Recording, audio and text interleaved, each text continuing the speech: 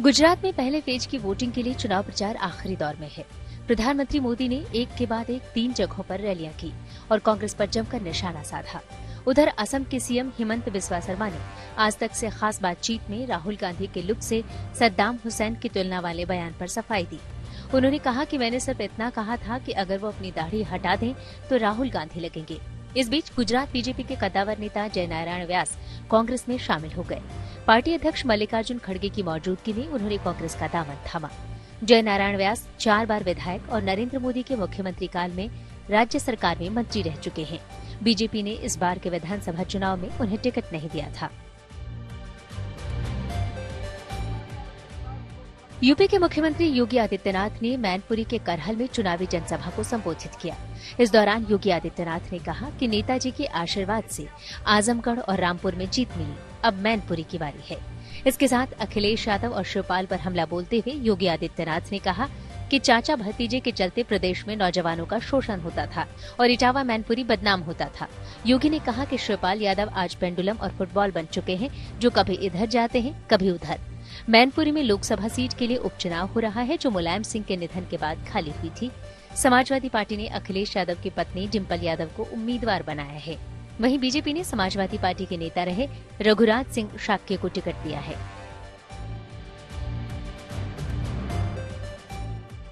मध्य प्रदेश में राहुल गांधी की भारत जोड़ो यात्रा का छठा दिन है। यात्रा इंदौर के बड़ा गणपति चौराहे से निकली, जिसमें राहुल गांधी साइकिल चलाते नजर आए। इससे पहले राहुल गांधी ने बीजेपी पर बड़ा आरोप लगाया और कहा कि बीजेपी मेरी इमेज खराब करने के लिए करोड़ों रुपए खर्च कर रही है। राजस्थान में मुख्यमंत्री अशोक गहलोत और सचिन पायलट के बीच चल रहे घमासान पर राहुल गांधी ने कहा कि ये दोनों नेता कांग्रेस के एसेट हैं। राहुल ने कहा कि मैं इस बात की गारंटी दे सकता हूं कि राजस्थान में इसका भारत जोड़ो यात्रा पर कोई असर नहीं पड़ेगा। मंगलवार सुबह यात्रा उज्जैन की ओर बढ़ेगी। राहुल दोपहर में महाकाल के दर्शन करने जाएंगे।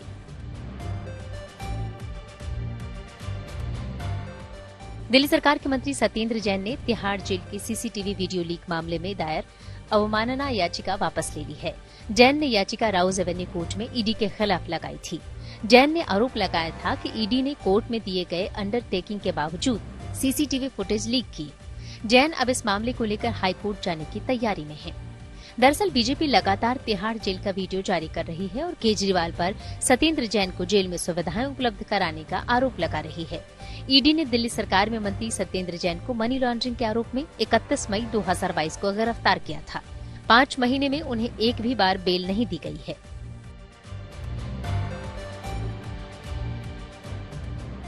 जम्मू कश्मीर की पूर्व मुख्यमंत्री और पीडीपी के अध्यक्ष महबूबा मुफ्ती ने श्रीनगर में अपना सरकारी निवास खाली कर दिया है।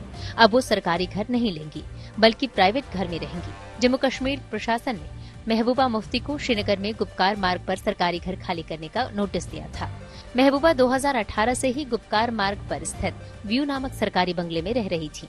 प्रशासन ने 26 अक्टूबर को सरकारी आवास खाली करने के लिए अंतिम नोटिस भेजा था।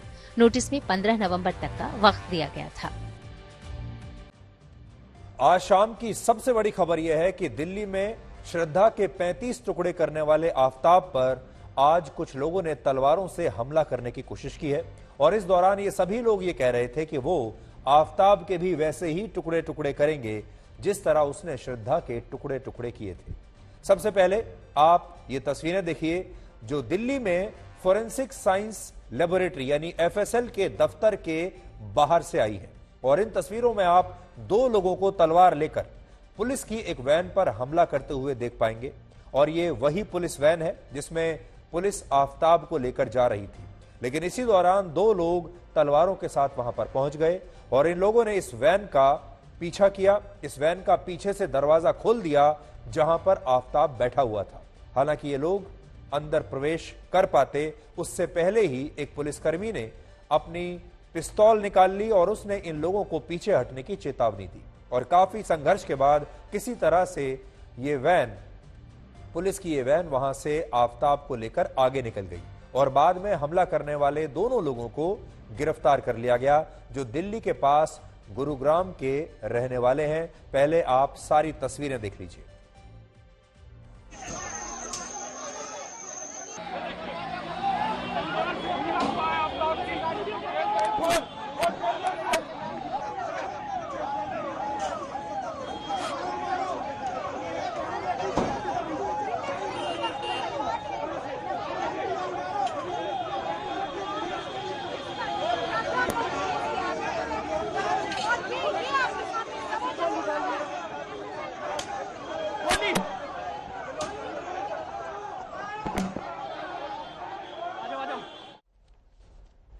आफताब पर यह हमला उस समय हुआ जब पुलिस उसका लाई डिटेक्टर टेस्ट कराने के लिए उसे एफएसएल ले जा रही थी। और हमें यह भी पता चला है कि जब आफताब का लाई डिटेक्टर टेस्ट चल रहा था उस दौरान ये तमाम लोग वहां पर बाहर खड़े होकर विरोध प्रदर्शन कर रहे थे। और बाद में जब पुलिस आफताब को वैन में बाहर लेकर निकली तो इन लोगों ने तलवारों से उसके टुकड़े टुकड़े करने की कोशिश की और कहा कि आफताब ने श्रद्धा के 35 टुकड़े किए थे और ये उसके 70 टुकड़े कर देंगे। इस हमले के समय आज तक की टीम भी वहां पर मौजूद थी और हमने ये देखा कि कुल 4 से 5 लोग आफताब पर हमला करने के लिए एक गाड़ी में वहां पर आए थे और इस गाड़ी में 8 से 10 तलवारें और हथौड़े रखे हुए थे। इसके अलावा दिल्ली पुलिस का कहना है कि यह हमला हिंदू सेना नाम के एक संगठन ने किया है, जबकि हिंदू सेना ने अब से कुछ देर पहले एक बयान जारी किया है जिसमें उसने कहा है कि उसका इस हमले से कोई लेना देना नहीं है और इस हमले के पीछे इन लोगों की अपनी कोई व्यक्तिगत भावना रही होगी। हिंदू सेना इस तरह के हमलों का समर्थन नहीं करता और वो संविधान को फॉलो करने वाली संस्था है।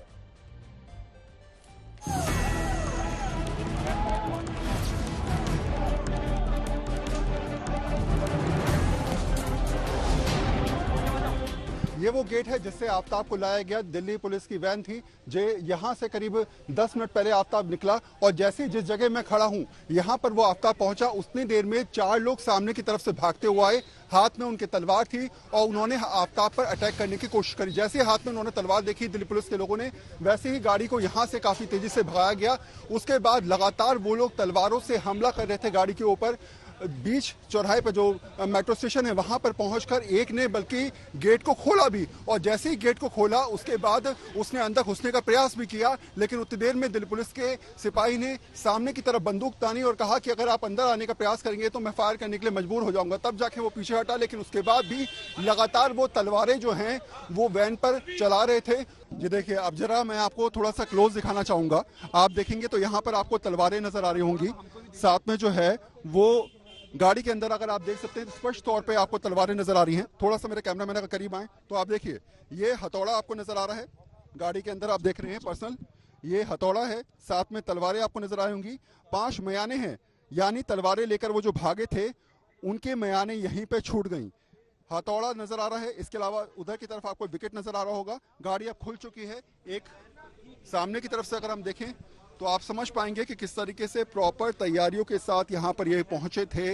मेरा नाम है निगम गुज्जर। और कहाँ से आए आप? गुड़गांव से आए हैं। गुड़गांव से। कब से प्लानिंग कर रहे थे आप? हम सुबह से ही बैठे हैं 11 बजे से। 11 बजे से। हाँ। और क्या क्यों वजह रही कि आपने तलवारों से हमला किया? तलवारों से ऐसा हमला करा, हमें यो बंदूक काटनो तो। हाँ। अगर हाँ चलो ठीक है, अब साहब ने कह दी। कितने लोग थे आपके साथ? 15 लोग हम। 15 लोग। सब गुड़गांव से आए? सब गुड़गांव का। ये पूरे प्लानिंग थी आप लोगों की? पहले पूरी प्लान करके ही आया था हम। आगे इस बंदे को आज हम 70 टुकड़ा करना है। इस बंदे ने हमारी बहन बेटी का 35 टुकड़ा करा था, हम इसका 70 टुकड़ा करेंगे। आज हम आपसे ये कहना चाहते हैं कि इस तरह के किसी भी हमले को जायज नहीं ठहराया जा सकता, सही नहीं ठहराया जा सकता। और भारत एक लोकतांत्रिक देश है, हमारा एक संविधान है जहां आफताब जैसे अपराधियों को कड़ी से कड़ी सजा दिलाने के लिए हमारे देश में अदालतें हैं, हमारे देश का कानून है, पुलिस है। और यह कहना कि श्रद्धा को न्याय तभी मिलेगा जब आफताब के भी टुकड़े होंगे, ये सोच पूरी तरह से गलत है। असल में श्रद्धा को न्याय तब मिलेगा जब हमारे देश की अदालतें आफताब को कड़ी से कड़ी सजा सुनाएंगी। और हमेशा ये याद रखिए, भारत वो देश है जहां पर कसाब को भी, जो 26/11 के हमले का, मुंबई हमले का मुख्य आरोपी था, कसाब को भी हमारे देश में फेयर ट्रायल मिला था। कसाब को भी अपने आप को बचाने का पूरा मौका मिला था और कसाब को यह मौका दिया गया था कि वो सुप्रीम कोर्ट तक जा सके। और उसे पूरा मौका, कानूनी मौका देने के बाद भारत की अदालतों ने उसे फांसी की सजा सुनाई थी। तो हमारा तो ऐसा देश है, हमने कसाब को भी पूरा मौका दिया है और आफताब को भी पूरा मौका इस देश की अदालतें देंगी और कानून के हिसाब से, संविधान के हिसाब से आफताब को कड़ी से कड़ी सजा हमारे देश की अदालतें जरूर देंगी और पुलिस इस तरफ काम कर भी रही है। लेकिन जब इस तरह की घटनाएं होती हैं तो उसके पीछे 2-3 बड़े कारण होते हैं। पहला कारण तो यह होता है कि जो धार्मिक कट्टरपंथी संस्थाएं हैं वो इस पूरे मामले को एक धार्मिक मामला बनाने की कोशिश करती हैं। तो अभी बहुत सारे लोग होंगे जो इसे हिंदू मुसलमान का मामला बनाने की कोशिश करेंगे, जो इसे लव जिहाद का मामला बनाने की कोशिश करेंगे। इसके पीछे कई बार राजनीति भी होती है। दूसरा कारण इसका कई बार यह भी होता है कि बहुत सारे लोगों को यह पता होता है कि अगर वो ऐसा काम करेंगे तो वो रातों रात मीडिया में मशहूर हो जाएंगे, हेडलाइंस में उनका नाम आएगा, उनकी सब जगह तस्वीरें आएंगी। ये भी कई बार कई लोगों को, कई कार्यकर्ताओं की ये अपनी एक मंशा रहती है, वो इसलिए भी करते हैं। और तीसरी बात कई बार ये भी होती है कि वाकई में समाज इतना आहत हो जाता है कि समाज अपने आप से बाहर निकलकर विरोध प्रदर्शन करना शुरू कर देता है। हमने ऐसा बहुत घटनाओं में इससे पहले भी देखा है, और इससे पहले भी आपने देखा होगा इस देश में कई ऐसी घटनाएं हुई हैं जब देश के लोग अपने आप सड़कों पर उतर आए। आपको याद होगा जब निर्भया की घटना हुई थी, निर्भया मामले में भी हमारे देश के लोग कैसे सड़कों पर उतर आए थे, लेकिन उन सब ने लोकतांत्रिक तरीके से विरोध प्रदर्शन किए थे।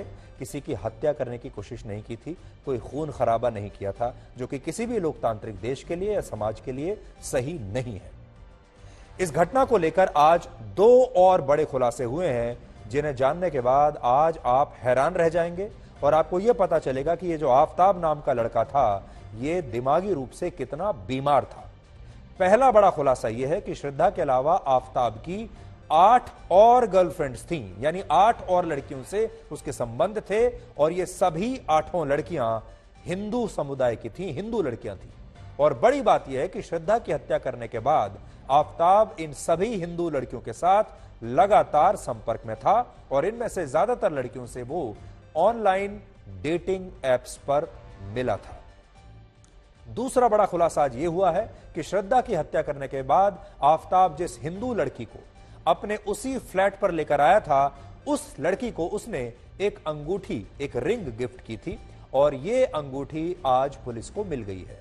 और पुलिस ने यह बताया है कि आफ्ताब ने श्रद्धा की हत्या करने के बाद उसकी उंगली से इस अंगूठी को निकाल लिया था, यानी श्रद्धा की लाश से इस अंगूठी को उसने निकाला और बाद में अपनी एक दूसरी दोस्त को उसी अंगूठी को गिफ्ट कर दिया। हैरानी की बात यह है कि यह दूसरी लड़की कोई मामूली लड़की नहीं है, बल्कि ये काफी पढ़ी लिखी लड़की है और पेशे से एक साइकोलॉजिस्ट यानी मनोविज्ञानी है, जो किसी भी व्यक्ति के मन और व्यवहार का आसानी से अध्ययन कर सकती है। साइकोलॉजिस्ट है, लेकिन सोचिए एक साइकोलॉजिस्ट होते हुए भी ये लड़की आफ्ताब की झूठी बातों में आसानी से आ गई, आफ्ताब को पहचान नहीं पाई और उसने आफ्ताब पर आंखें बंद करके विश्वास कर लिया।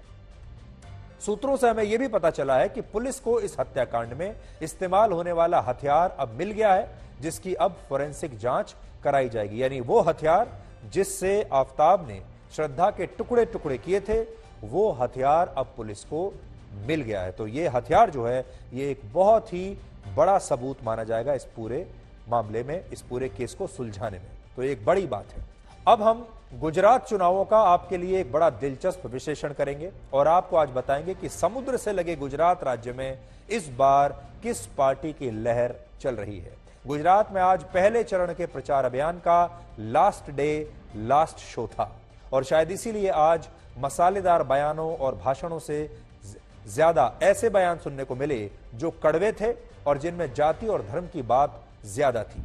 लेकिन इस सब के बीच आज दिल्ली के मुख्यमंत्री अरविंद केजरीवाल ने फिर से कुछ ऐसा कर दिया कि वो मीडिया की हेडलाइंस में छा गए हैं। केजरीवाल अच्छी तरह से जानते हैं कि मीडिया की हेडलाइंस कैसे लेनी है। आज सूरत में उन्होंने एक प्रेस कॉन्फ्रेंस की, जिसके दौरान उन्होंने एक सादे कागज पर यह लिख कर दिया कि इन चुनावों में आम आदमी पार्टी के मुख्यमंत्री पद के उम्मीदवार इशुदान गढ़वी, पार्टी के प्रदेश अध्यक्ष गोपाल इटालिया और वारछा से पार्टी के उम्मीदवार अल्पेश कथेरिया चुनाव में ऐतिहासिक जीत हासिल करेंगे, ऐसा उन्होंने कागज पर लिख कर दिया है। इससे एक दिन पहले अरविंद केजरीवाल ने ऐसे ही एक सादे कागज पर यह लिख कर दिया था कि गुजरात में इस बार आम आदमी पार्टी की सरकार बन रही है। हालांकि कांग्रेस ने भी आज अपने एक ट्वीट में लिखा है कि आम आदमी पार्टी गुजरात में एक भी सीट नहीं जीतेगी। आज हमारा यहां अरविंद केजरीवाल से एक सवाल यह भी है कि वो ये लिखकर तो दे रहे हैं कि गुजरात में उनकी पार्टी की सरकार बनने वाली है, वो कागज पर लिखकर ये दे रहे हैं, लेकिन वो ये लिखकर नहीं दे रहे कि अगर ऐसा नहीं हुआ तब वो क्या करेंगे? क्या वो राजनीति छोड़ देंगे? क्या वो इस्तीफा दे देंगे? क्या वो जनता से माफी मांगेंगे? क्या वो ये मान लेंगे कि उनका आकलन गलत था? यानी अगर वो गलत साबित होंगे तब क्या होगा, ये भी उन्हें लिखकर देना चाहिए था। गुजरात में आम आदमी पार्टी की सरकार बन रही है। ये आज आप नोट कर लीजिए, ये भविष्यवाणी भी नोट कर लीजिए और ये भविष्यवाणी सही होगी। 27 साल के शासन के बाद, कुशासन के बाद अब गुजरात की जनता को इन लोगों से रिलीफ मिलेगा। जरूर लिख के देंगे। मैंने बोला था सूरत में 7 या 8 से ज्यादा सीट आएंगे, तो उससे आप ये वो लगा सकते हैं। गोपाल भाई भारी मार्जिन से जीत रहे हैं मेरे सर्वे के मुताबिक, भारी मार्जिन से। लिख के दे देते हैं, वो लिख के दे देते हैं।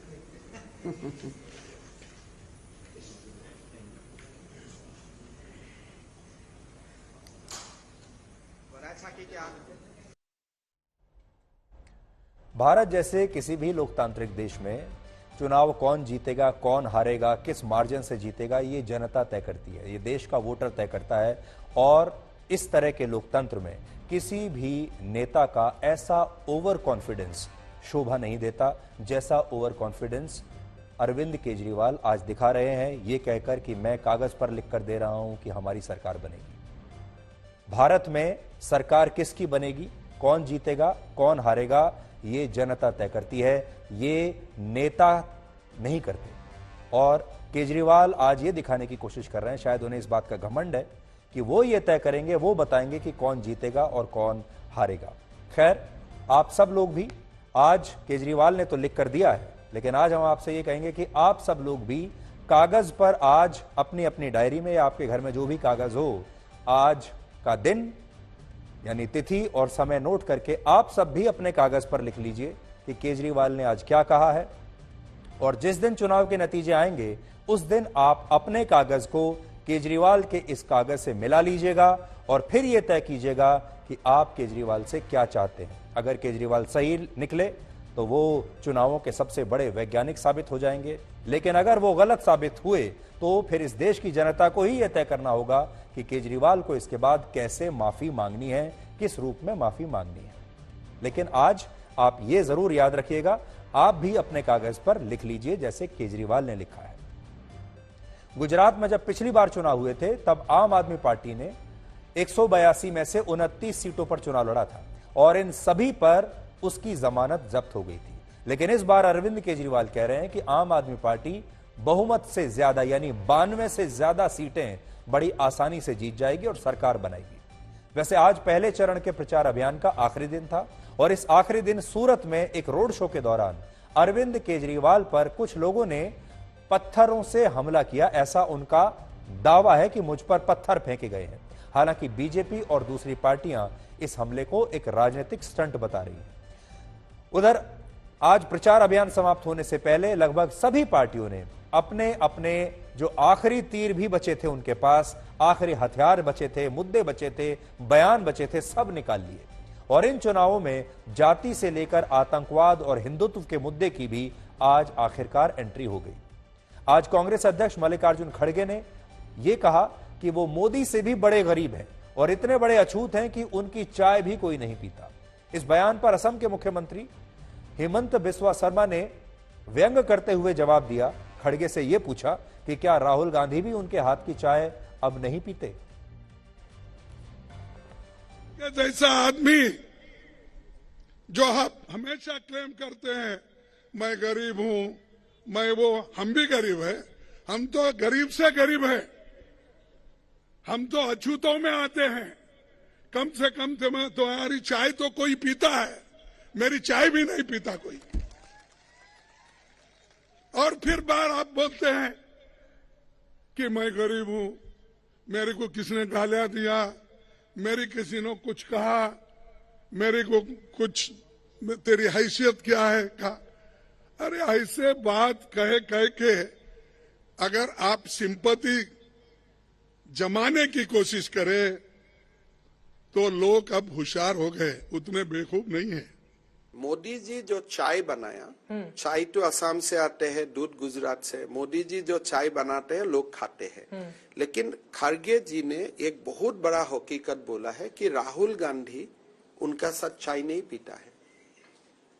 कांग्रेस का शायद हो सकता है, कांग्रेस का बहुत लोग खड़गे जी का साथ चाय नहीं पीता है। ये खड़गे जी का पीड़ा है, वो पीड़ा मैं खुद भी अनुभव किया हूँ। खड़गे जी जीवन भर कांग्रेस में रहा। अगर खड़गे जी जो कहानी बताएगा वो तो कांग्रेस का ही कहानी बताएगा, वो तो बीजेपी कार्यालय में तो जीवन में नहीं आया। सबका साथ होता है कांग्रेस में, एक फैमिली ऊपर बाकी फैमिली नीचे। और प्रधानमंत्री मोदी भी आज आखिरी दिन गुजरात के एक चुनावी दौरे पर थे। एक के बाद एक उन्होंने कई रैलियां आज की हैं और पिछले 2 दिन से उन्होंने अपने थोड़े मुद्दे बदले हैं। प्रधानमंत्री मोदी ने भी अपनी रैलियों में आतंकवाद का जिक्र करना शुरू कर दिया है। सर्जिकल स्ट्राइक का जिक्र किया है उन्होंने, बाटला हाउस एनकाउंटर का जिक्र किया है और यह कहा कि जब देश में यूपीए की सरकार थी तब वो गुजरात में मुख्यमंत्री रहते हुए आतंकवाद के खिलाफ लड़ाई लड़ रहे थे, लेकिन यूपीए की सरकार आतंकवादियों के बजाय मोदी को ही अपना निशाना बनाकर राजनीति कर रही थी। जहां हम गुजरात में आतंकियों को पकड़ते थे, उन पर कार्रवाई करते थे, लेकिन साथियों कोई भूल नहीं सकता कि कैसे तब दिल्ली में बैठी कांग्रेस सरकार आतंकियों को छुड़ाने में अपनी पूरी ताकत लगा देती थी। हम कहते रहे कि आतंक को टारगेट करो, लेकिन कांग्रेस की सरकार आतंक को नहीं, मोदी को टारगेट करने में लगी रही। तो आपने देखा लास्ट डे लास्ट शो, यानी पहले फेज के चुनाव से पहले तमाम पार्टियों ने सारे के सारे अपने चुनावी हथियार आज निकाल लिए हैं। प्रधानमंत्री मोदी ने आतंकवाद का मुद्दा उठा दिया। इससे पहले अरविंद केजरीवाल ने कागज पर लिखकर दे दिया कि हमारी सरकार आ रही है। कांग्रेस पार्टी ने ट्वीट कर दिया, ये लिखकर दे दिया कि उनकी एक भी सीट नहीं आएगी।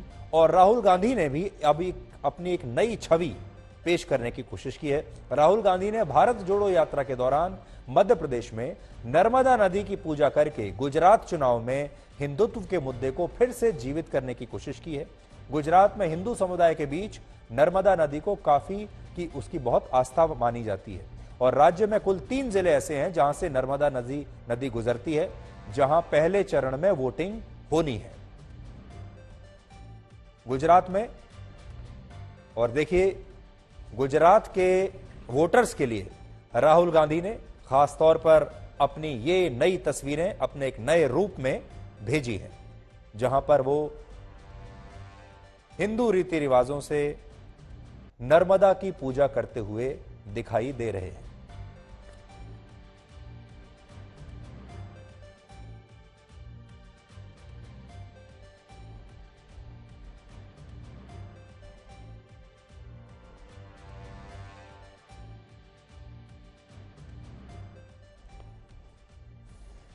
अब आपको गुजरात का चुनावी गणित थोड़ा समझा देते हैं। गुजरात में पहले चरण के चुनाव में 89 सीटों पर वोटिंग होगी और ये सभी सीटें सौराष्ट्र और दक्षिण गुजरात के 19 जिलों में आती हैं।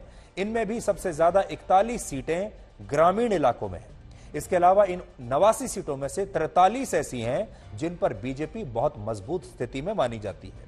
17 सीटें ऐसी हैं जहां कांग्रेस पार्टी के उम्मीदवार इससे पहले भी जीतते रहे हैं, जबकि 28 सीट ऐसी हैं जहां पर विधायक बदलते रहते हैं, कभी किसी के कभी किसी के। पिछली बार जब 2017 में चुनाव हुए तब बीजेपी ने इन 89 सीटों में से 48 सीटें जीती थी और उसे लगभग 49% वोट शेयर मिला था, जबकि कांग्रेस को यहां 38 सीटों पर जीत मिली और उसका वोट शेयर था 42%। यह पिछले चुनाव की बात है। बड़ी बात यह है कि पहले चरण में ऐसी सीटों पर वोटिंग होगी जहां आदिवासी वोटर्स निर्णायक माने जाते हैं और ये तमाम सीटें जैसे डांग, नवसारी, तापी, वलसाड़ और नर्मदा जिले में आती है। गुजरात का चुनाव 5 वजहों से बहुत अहम है। अगर आप गुजरात में नहीं भी रहते हैं तो भी आपके लिए जानना जरूरी है। पहला, यह प्रधानमंत्री नरेंद्र मोदी और केंद्रीय गृह मंत्री अमित शाह का गृह राज्य है। यानी उनकी इज्जत दांव पर लगी रहती है हर बार। दूसरा, वर्ष 2001 से 2014 तक यानी 13 वर्षों तक नरेंद्र मोदी स्वयं गुजरात के मुख्यमंत्री रहे हैं, भारत का प्रधानमंत्री बनने से पहले। तीसरा, गुजरात में 1995 से बीजेपी आज तक कभी कोई चुनाव नहीं हारी है, यानी शानदार ट्रैक रिकॉर्ड बीजेपी का रहा है, 95 से लेकर अब तक कभी नहीं हारी। चौथी बात, गुजरात में कांग्रेस पार्टी को आखिरी बार 1985 में बहुमत मिला था, जब पार्टी अध्यक्ष और देश के प्रधानमंत्री राजीव गांधी हुआ करते थे। अब तो कांग्रेस पार्टी के नेता खुद भी भूल गए होंगे कि किसी जमाने में उन्हें बहुमत मिला था गुजरात में। और पांचवी बात, गुजरात में पहली बार ऐसा हो रहा है जब चुनावी मुकाबला 2 पार्टियों के बीच नहीं बल्कि 3 पार्टियों के बीच है, और ये है बीजेपी, कांग्रेस और आम आदमी पार्टी। लेटेस्ट एंट्री जो है वो आम आदमी पार्टी की है। इससे पहले हमेशा पारंपरिक तौर पर कांग्रेस और बीजेपी के बीच ही ये लड़ाई हुआ करती थी, और कांग्रेस का वोट शेयर कोई बीजेपी से बहुत कम नहीं हुआ करता था, हालांकि बीजेपी बहुत आगे थी। लेकिन इस बार बड़ी बात यह है कि कांग्रेस का जो वोट शेयर है वो कम होता है या उतना ही रहता है, और आम आदमी पार्टी कितने वोट ले पाती है। सबसे अहम बात यह है कि 2014 के बाद देश के अलग अलग राज्यों में बीजेपी का जो विस्तार हुआ उसमें गुजरात मॉडल ने बहुत बड़ी भूमिका निभाई। आपने सुना होगा हर जगह गुजरात मॉडल की बात होती रहती है, गुजरात का विकास मॉडल। लेकिन इस बार अरविंद केजरीवाल कह रहे हैं कि उनका दिल्ली मॉडल गुजरात मॉडल को हरा देगा। पिछले लगभग 2.5 दशकों से गुजरात के चुनाव में 4 बड़े फैक्टर्स सबसे अहम रहे हैं। पहला, स्वयं प्रधानमंत्री नरेंद्र मोदी, वो सबसे बड़ा फैक्टर है। दूसरा, हिंदुत्व का मुद्दा। तीसरा, पटेलों को आरक्षण का मुद्दा, और चौथा है विकास का मुद्दा। गुजरात को बीजेपी के लिए हिंदुत्व की प्रयोगशाला माना जाता है, और आप कह सकते हैं कि बीजेपी के पास हिंदुत्व की राजनीति का जो फॉर्मूला है वो इसी प्रयोगशाला में तैयार किया गया है। गुजरात में सबसे ज्यादा लगभग 89% हिंदू है, 10% मुसलमान है, और 1% से भी कम आबादी ईसाई धर्म के लोगों की है। और नोट करने वाली बात यह है कि गुजरात में बीजेपी को जाति के नाम पर नहीं बल्कि धर्म के नाम पर और विकास के नाम पर वोट मिलते हैं, और जाति की राजनीति उस पर ज्यादा हावी नहीं होती है। यानी बीजेपी ने जो किया है वो ये कि जो हिंदू वोटर हैं, 89% जो हिंदू वोटर हैं, उन्हें जातियों से ऊपर उठाकर एक हिंदू वोटर के एक बड़ी श्रेणी में उन्होंने शामिल कर लिया है। इसलिए वहां पर लोग जाति के आधार पर वोट नहीं डालते। 2017 के चुनाव में बीजेपी को गुजरात की 182 में से 99 सीट मिली थी, और उसका वोट शेयर था 49%।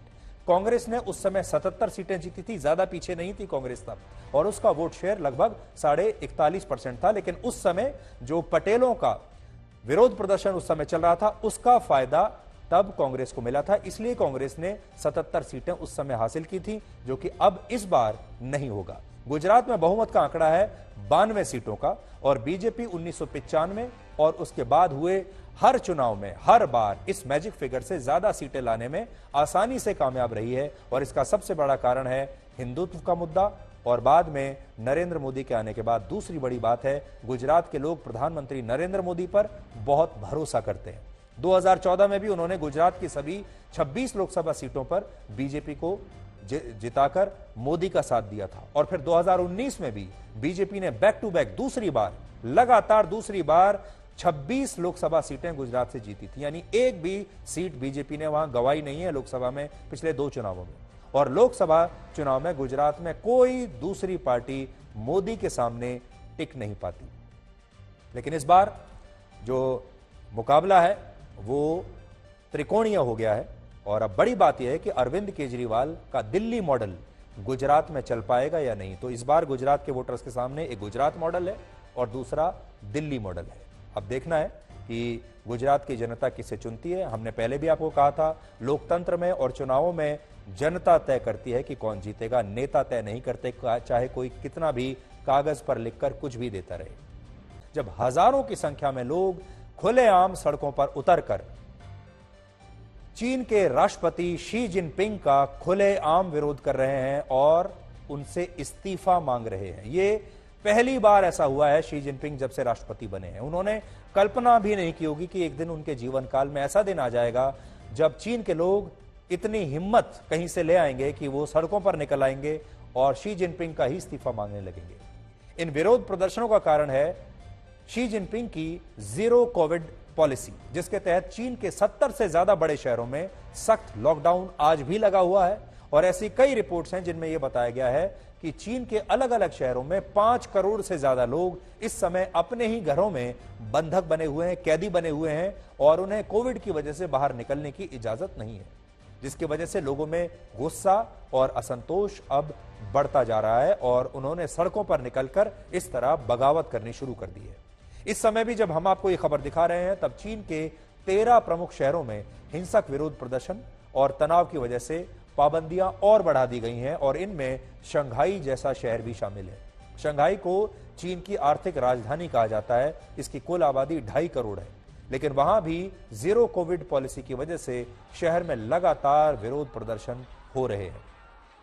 27 नवंबर को शंघाई में सैकड़ों लोग बिना मास्क के सड़कों पर उतर आए और इन लोगों ने शी जिनपिंग और वहां की कम्युनिस्ट पार्टी के खिलाफ खुलकर नारेबाजी की, जो कि वहां कोई कल्पना भी नहीं कर सकता था इससे पहले। चीन के कुछ प्रोफेसर्स का कहना है कि लगभग 15 वर्षों के बाद ऐसा पहली बार हुआ है जब शंघाई में किसी व्यक्ति ने, आम लोगों ने सरकार विरोधी नारे लगाए हैं और यह प्रदर्शन कल्पना से भी परे है।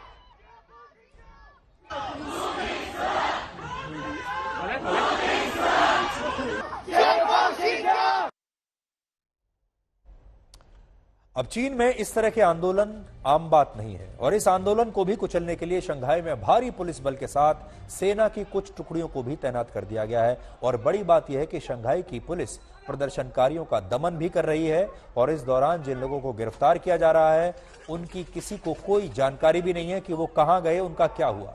और यह स्थिति सिर्फ यहीं तक सीमित नहीं है।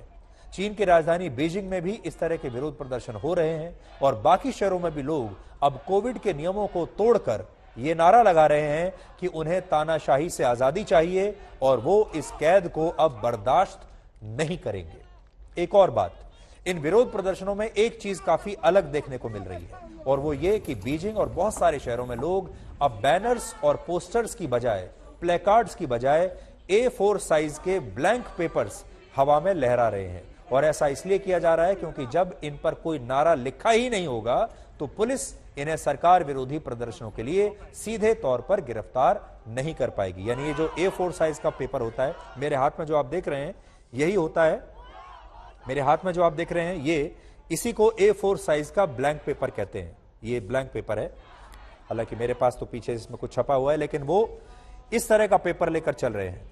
और क्योंकि चीन में प्लेकार्ड्स लाना बहुत मुश्किल काम है, उन पर कुछ लिखना, नारेबाजी करना बहुत मुश्किल काम होता है, इसलिए ज्यादातर लोग जो हैं इस तरह के पेपर्स, क्योंकि ये कहीं भी किसी भी घर में उपलब्ध हैं, किसी भी दफ्तर में उपलब्ध हैं, इन्हीं पेपर्स को लेकर अब विरोध प्रदर्शन कर रहे हैं। ये एक नया तरीका चीन के लोगों ने निकाला है।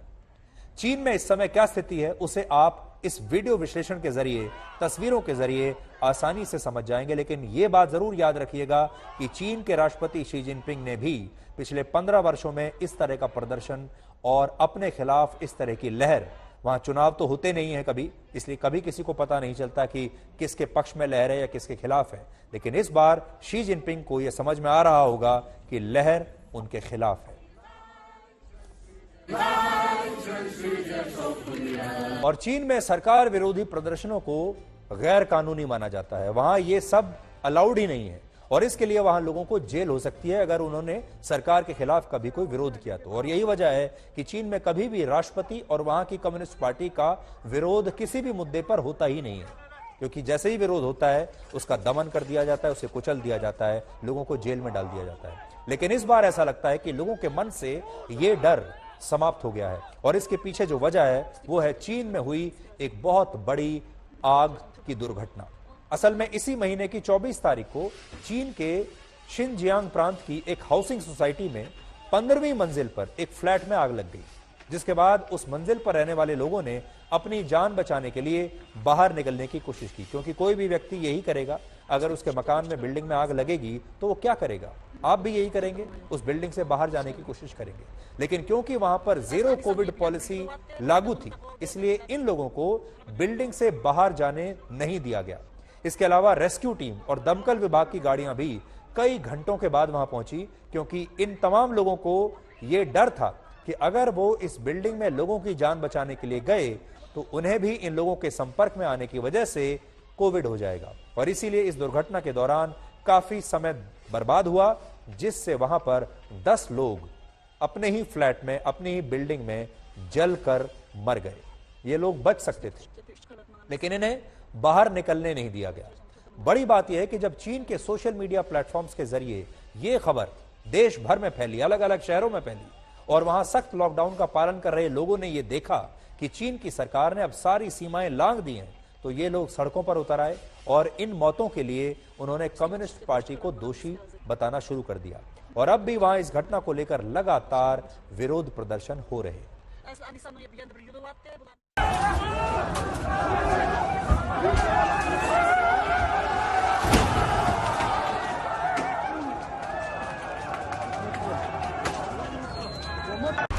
Tepe çıkartmamız lazım. Potrebbero tutto male. O sangue. Ani sanno je bigyan brilluatte, volane onun takove nečda.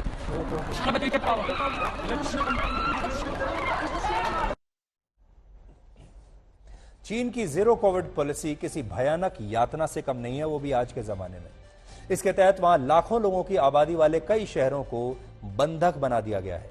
सख्त लॉकडाउन के दौरान लोगों को उनके घरों से बाहर निकलने की इजाजत नहीं है। हर दूसरे से तीसरे दिन लोगों का कोविड टेस्ट किया जा रहा है, जिसकी वजह से बहुत सारे लोग अब ये कह रहे हैं कि उन्हें कोविड टेस्ट नहीं बल्कि 2 वक्त का खाना और 2 वक्त के लिए राशन चाहिए। चीन में अगर कोई व्यक्ति बिना मास्क के बाहर निकलता है तो उस पर सख्त कार्रवाई होती है और ऐसे लोगों को महीनों के लिए क्वारंटीन सेंटर्स में कैद करके रखा जाता है, जहां इतने छोटे छोटे कमरे बनाए गए हैं कि उनमें लोग ठीक से खड़े भी नहीं हो सकते। जो तस्वीरें आप देखिए इस तरह के क्वारंटीन सेंटर्स हैं।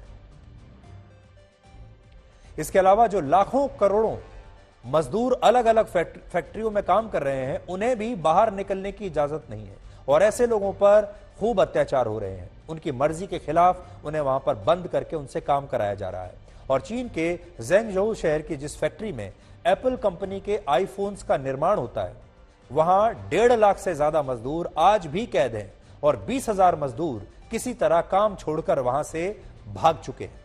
और यह बात चीन के राष्ट्रपति शी जिनपिंग भी अच्छी तरह जानते हैं कि अब वहां के नागरिकों में कोविड की पाबंदियों की वजह से असंतोष बहुत बढ़ रहा है।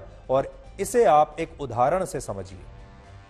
इस समय कतर में फुटबॉल का वर्ल्ड कप खेला जा रहा है, आप सब जानते होंगे, आप भी टीवी पर देखते होंगे और हर देश में टीवी और डिजिटल प्लेटफॉर्म्स के जरिए इन मैचों का सीधा प्रसारण हो रहा है। लेकिन चीन में इस प्रसारण पर भी कई तरह की पाबंदियां लगा दी गई हैं। जैसा प्रसारण आपको भारत में देखने को मिलता है या दुनिया भर में मिलता है, वैसा चीन में नहीं है।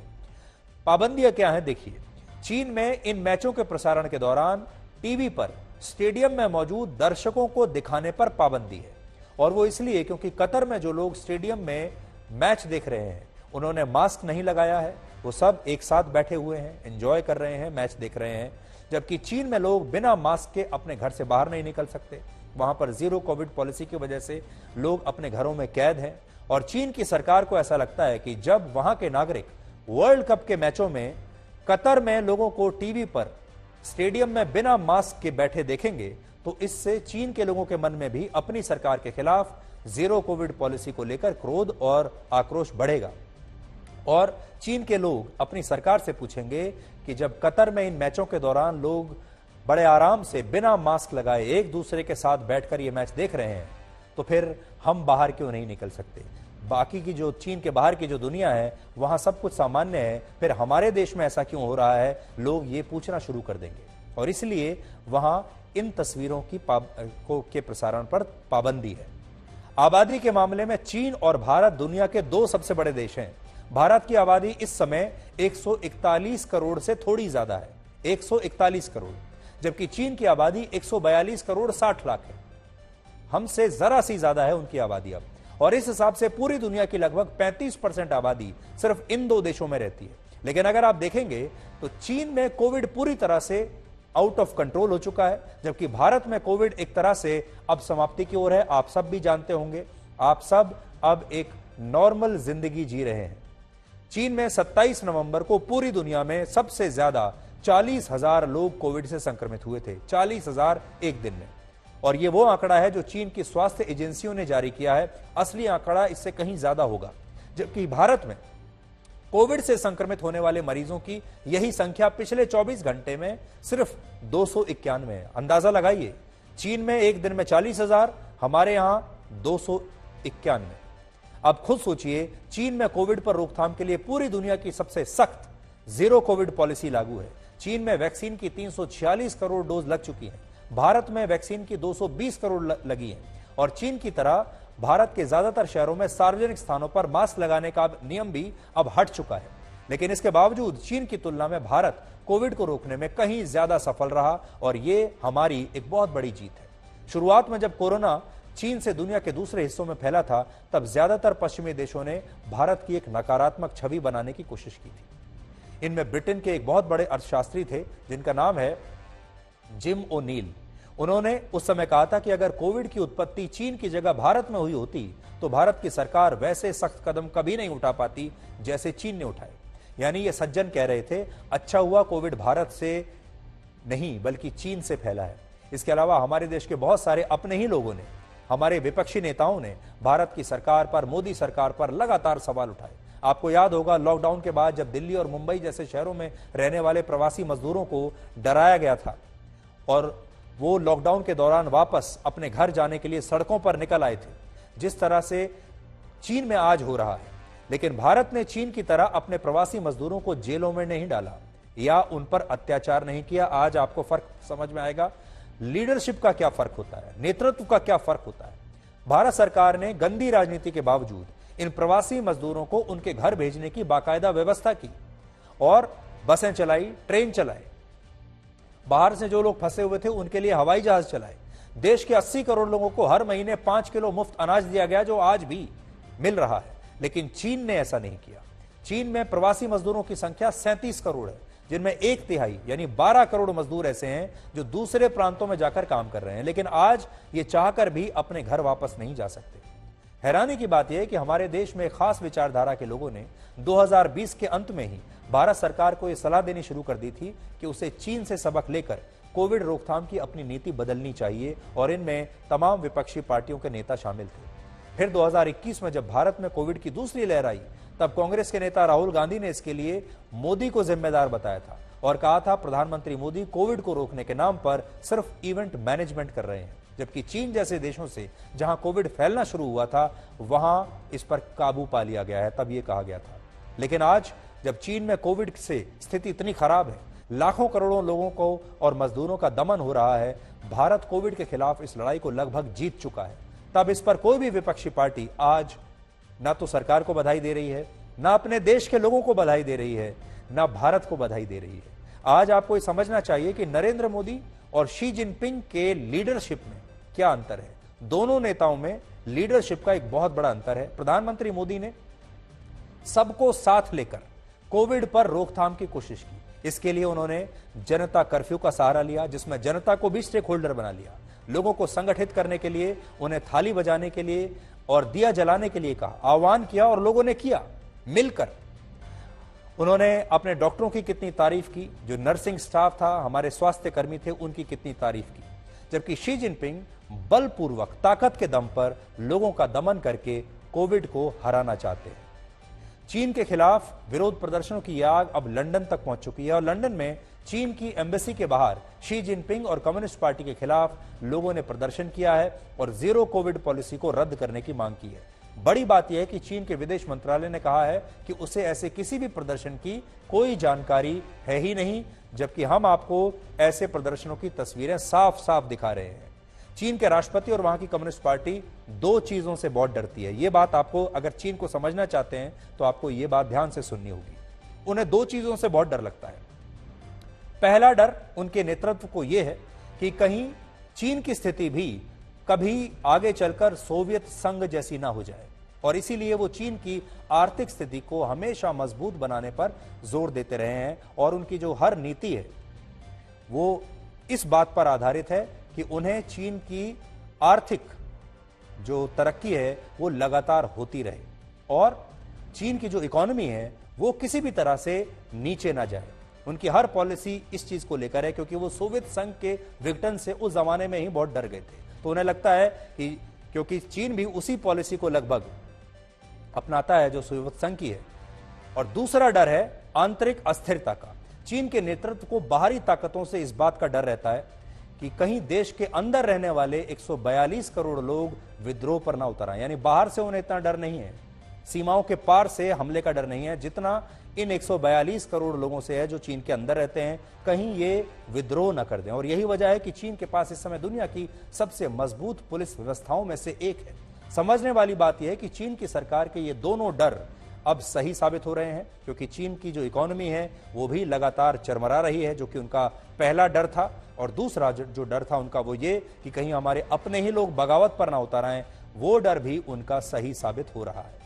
चीन में हो रहे इन प्रदर्शनों के बाद दुनिया के अधिकतर शेयर बाजारों में गिरावट आ रही है। एशिया और जापान के बाद यूरोप में भी स्टॉक मार्केट में 0.9% की गिरावट हुई है, क्योंकि लोग चीन की कंपनियों के शेयर्स बेच रहे हैं। इसी तरह तेल की कीमतें भी इस साल अपने सबसे निचले स्तर पर पहुंच गई हैं और कच्चे तेल की कीमत में 3.5% की गिरावट आई है और ये $80.8 प्रति बैरल के करीब पहुंच चुका है। इसके अलावा अमेरिका की बड़ी कंपनियों पर इसका असर पड़ा है।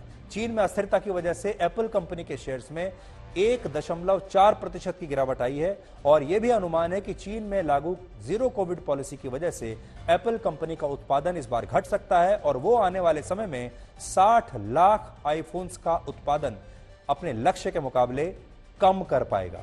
यानी जो आईफोन बनाने की जो उनकी कैपेसिटी थी वो काफी कम हो जाएगी। वर्ष 1890 में आज ही के दिन महान समाज सुधारक, लेखक, दार्शनिक और स्वतंत्रता सेनानी ज्योतिराव गोविंदराव फुले का निधन हुआ था। महात्मा ज्योतिबा फुले के नाम से भी वो प्रसिद्ध हुए और महात्मा ज्योतिबा फुले ने गरीबों और पिछड़ों के सामाजिक और आर्थिक उत्थान के लिए बहुत काम किया। उन्होंने छुआछूत, जाति प्रथा और पर्दा प्रथा समेत कई सामाजिक कुरीतियों के खिलाफ अपनी आवाज उठाई। उन्होंने महिलाओं की शिक्षा के लिए भी बहुत काम किया। उनका विवाह सावित्रीबाई फुले के साथ हुआ था और सावित्रीबाई फुले को भारत की प्रथम महिला शिक्षिका होने का सम्मान प्राप्त है। वर्ष 1893 में आज ही के दिन न्यूजीलैंड में आम चुनाव में पहली बार महिलाओं ने मतदान किया था। इस चुनाव में 1,09,000 महिला वोटर्स थीं, जिसमें 82% यानी करीब 90,000 महिलाओं ने वोट डाले। इसी के साथ न्यूजीलैंड दुनिया का पहला देश बन गया था जिसने महिलाओं को वोट देने का अधिकार दिया। सुई चलती है तो शरीर ढकने के लिए पोशाक बनाती है, इसलिए हमेशा याद रखिए, हर चुभने वाली वस्तु का मकसद बुरा नहीं होता।